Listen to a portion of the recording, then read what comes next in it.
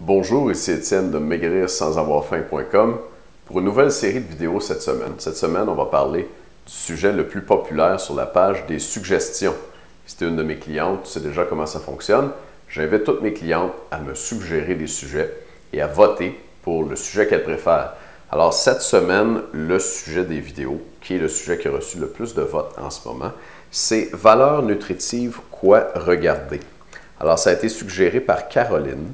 Elle me dit, lorsque nous achetons des produits en épicerie, qu'est-ce qu'il faut regarder dans les valeurs nutritives pour choisir le plus santé?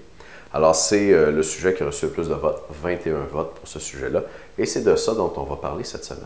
Alors, je vais parler des choses les plus importantes à surveiller sur l'étiquette des valeurs nutritives, sur les aliments, l'étiquette blanche qu'on peut retrouver généralement au dos de la boîte des aliments.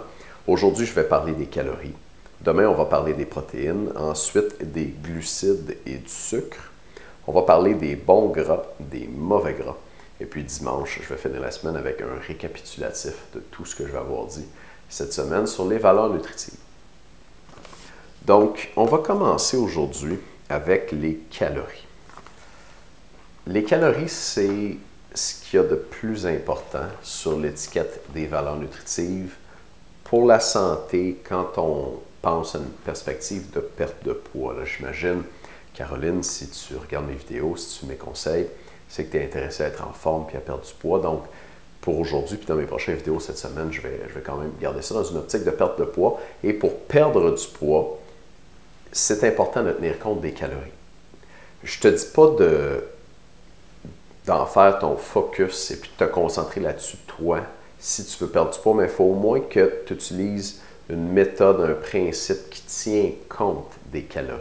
Les calories, à mon avis, il ne faut pas nécessairement se concentrer dessus si on veut maigrir, mais il faut au moins que le système qu'on suit pour maigrir ou les comportements qu'on adopte en tiennent compte. Dans ma méthode à moi, je ne parle pas de calories, j'ai choisi des aliments que tu peux manger à volonté et qui t'enlèvent ta faim naturellement. Donc, des calories, tu n'en mangeras pas beaucoup sans avoir à y penser, à les choisir, à y compter. Mais c'est sûr qu'en développant ma méthode, j'ai tenu compte des calories derrière. Donc, c'est important, si tu choisis une méthode pour maigrir, la mienne ou n'importe quelle autre, qu'elle tienne compte aussi des calories, parce que dans le fond, les calories, c'est un peu la structure là, où, à la base des aliments qui détermine quelle quantité d'énergie on fait rentrer et puis qui détermine aussi quel poids on a. Donc, les calories, comment est-ce qu'on retrouve ça? J'ai quelques exemples avec moi. On retrouve ça sur l'étiquette. Je vais te le montrer ici sur un chocolat 90%. Donc, chocolat noir, excellent pour la santé. Je le recommande même comme dessert à mes clientes qui veulent perdre du poids parce que c'est dur de manger une palette de chocolat noir au complet. C'est très riche comme goût. Ça nous rassasie vite. Et on n'a pas tendance à abuser. Par contre, palette de chocolat aéro ou bar Mars, ça, on peut en manger 3 en ligne. Puis là, les calories s'additionnent pas mal vite. Donc, cette semaine, je vais utiliser cet exemple-là souvent. Puis j'ai une autre sorte de chocolat ici, du chocolat Camino, qui est du chocolat à 100%. Peut-être que tu le vois ici.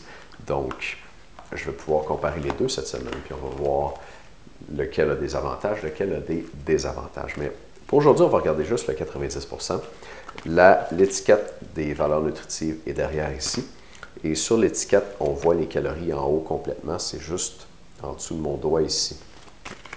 Sur l'étiquette pour le chocolat 90%, on peut lire que pour 3 carrés, c'est-à-dire 30 grammes, il y a 180 calories. Est-ce que c'est beaucoup? Est-ce que c'est peu? 180 calories? Je te dirais que pour 30 grammes, pour 3 carrés, pour 30 grammes d'un aliment, 180, c'est quand même pas mal. Bien sûr, le chocolat noir, c'est un aliment qui contient beaucoup de gras, qui est très dense. Il n'y a pas beaucoup d'eau et il n'y a pas de fibres non plus. Donc, c'est un aliment qui contient presque uniquement des nutriments avec des calories. Je ne veux pas aller trop loin dans la distinction entre aliments, nutriments, puis qu'est-ce qu'on a dans un aliment, mais si tu as déjà entendu parler d'aliments qui sont denses au niveau énergétique, le chocolat noir, c'en est un. Alors, 180 calories pour 3 carrés dans mon chocolat noir 90%. Et là, je vais regarder mon chocolat noir 100%. qu'est-ce que ça dit le 100%? Ça dit 340 calories pour 56 grammes. Et ça, c'est le premier piège duquel je veux t'avertir. Quand tu compares des aliments à l'épicerie, des fois, sur les étiquettes en arrière, c'est pas toujours pour la même quantité. Puis on en a un bon exemple ici. Ça, c'était 180 calories pour 30 grammes. Et ça, c'était 340 calories pour 56 grammes.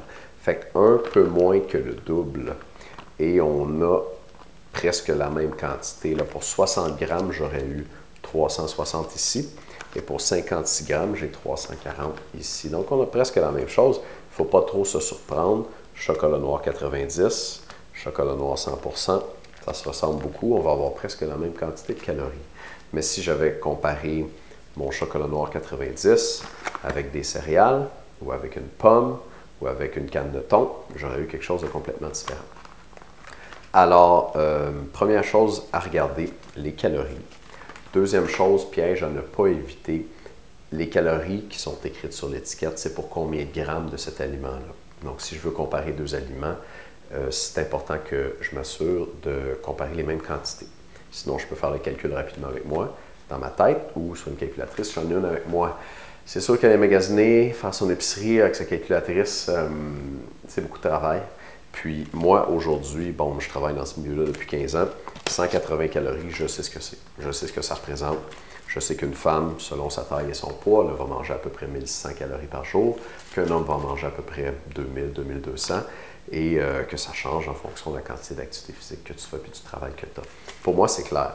Mais pour toi, peut-être, si tu n'as pas beaucoup d'expérience, c'est un assez long apprentissage.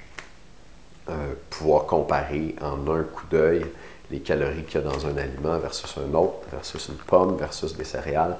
Qu'est-ce que je mange, combien il y a de calories, ça peut devenir très mélangeant très vite. C'est pour ça que je pense que les meilleures méthodes pour maigrir ne sont pas celles qui te forcent à compter les calories. Parce qu'il faut quasiment que tu deviennes une experte en nutrition pour réussir à t'y retrouver. Si tu veux le faire, je t'encourage à le faire, mais c'est quand même un long apprentissage. Si tu as envie d'essayer ma méthode à moi où tu peux manger à volonté pour perdre à peu près 1 livre par semaine, cette semaine, je vais remettre en vente un de nos livres de recettes express, c'est-à-dire des recettes qui se font rapidement et qui sont toutes faites avec des aliments spéciaux. Là, j'en ai trouvé 116 que tu peux manger à volonté pour maigrir sans avoir faim. Tu peux les manger à volonté parce qu'ils sont très bourrants. Rapidement, là, ils ont 4 caractéristiques. Ils sont riches en protéines, riches en fibres, il y a beaucoup d'eau et ils ont un indice glycémique bas. J'ai déjà expliqué là, les tenants et aboutissants de cette méthode-là et de ces 4 caractéristiques-là dans d'autres vidéos. Alors, je ne vais pas revenir là-dessus aujourd'hui, mais toujours est-il qu'on a fait un livre avec 29 recettes au bœuf, avec du bœuf plus des ingrédients dans la liste des 116 qui sont permis et que tu peux manger à volonté comme ça. Et si tu as envie d'essayer ça cette semaine, le livre va être en spécial. Puis je vais mettre le lien pour ça dans le email que tu as probablement reçu aujourd'hui. Tu vas peut-être le voir passer sur Facebook aussi. On va donner des recettes du livre cette semaine. Je te les envoie par email. Si tu les vois sur Facebook, tu peux les prendre là. Puis, si tu veux me faire une petite faveur, tu pourrais partager aussi le post là, qui va circuler sur Facebook pour qu'il y ait d'autres femmes qui aient la chance peut-être de maigrir sans avoir faim avec cette méthode-là ou de recevoir au moins les recettes gratuites de bœuf que tu peux manger à volonté pour perdre environ 1 livre par semaine. Je te remercie de m'avoir écouté aujourd'hui.